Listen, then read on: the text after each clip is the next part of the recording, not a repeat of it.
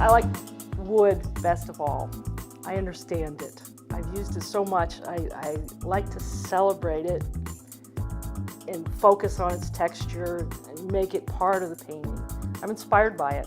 My major material to paint on is wood, and the reason is I can find wood anywhere. I can find it behind houses. I can find it in dumpsters. I can find it in old houses.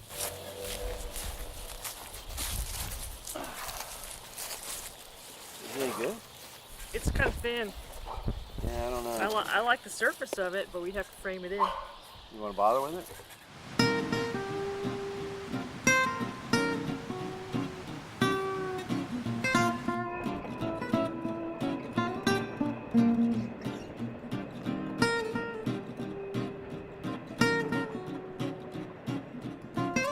Outsider art, the only, maybe a pure outsider was a caveman artist. I mean, everyone has the internet, everyone has television.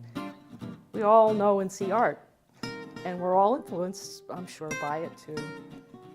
But to me, an outsider artist is self-taught, and they're not working through the art establishment, they're not part of the academia, they just make art. They make art because they love to make art. They need to make art. And they have a personal vision. They don't follow rules. They make their own rules. That's what outsider art is. Personally, outsider art to me means it's a whole lifestyle. It's where I live. It's how I live. It's the materials that I use, the different materials. It's my images too. A lot of the images are not real popular images. Some of them are very young style images, like a child would do in a way. The colors are always give me the feeling of just complete floating sometimes. It ends up being a particularly personal vision, both in lifestyle. I paint late at night. I don't follow too many rules about the painting. Almost anything goes. I like to use that term. And the other term I like to use is that the worst thing can happen is I have to do it again.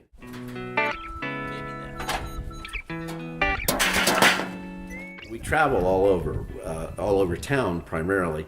And we dig old wood and metal and anything we can find to paint on. And a lot of times out of dumpsters. It's part of the journey. It is. It's part of the journey, yes. And we have to, then once we get the raw material, we then do all the background. And the idea of the background mainly is to try to not pay attention to what we're doing on the background. We just want to cover it somehow. We're priming the board, but we're priming it crazy. Yeah. And then sawing it up. We saw it. I try again. I don't look at the design when I'm sawing. I usually turn it the opposite side so I don't have any preconceived ideas. And then it gives me the idea afterward. Random. Yep, random. You could say our art is sacred, but not exactly in the subject matter. It involves a lot of ritual. It involves a lot of inner searching to try to figure out which way we're going.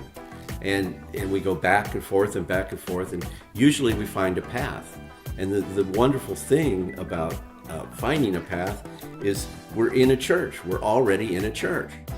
With our art, we're mapping life. We're trying to kind of make sense of life and life experience, and that's basically what a church does. I suppose. It's our own personal little religion. Yeah, a cult of two. A cult of two. It is kind of an art religion type reality. It's not a religion in the situation of a god or a devil or anything, but it's religion in the fact that we live it every day. It's really a solid thing. And we're missionaries. We're missionaries of art. How about art that? Missionary.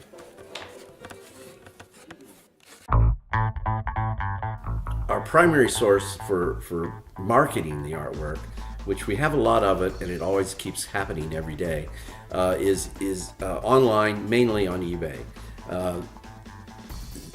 The one thing we like to joke about is that we don't actually know what to price our artwork, so we put it on eBay and let the public decide. Sometimes it's not so good, but a lot of times it proves itself to be a very interesting approach.